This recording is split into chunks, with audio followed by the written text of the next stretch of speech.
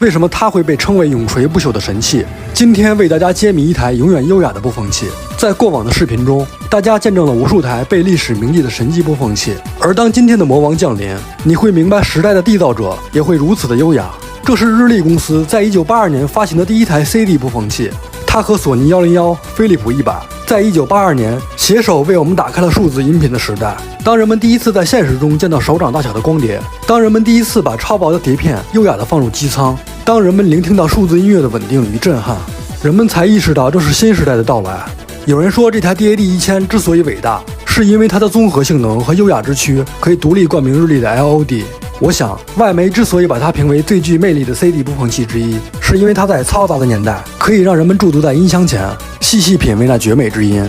不經意在這圈中轉到這年頭，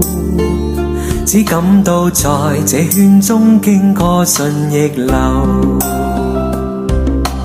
每顆冷酷眼光，共每聲友善笑聲，默然一一嘗透。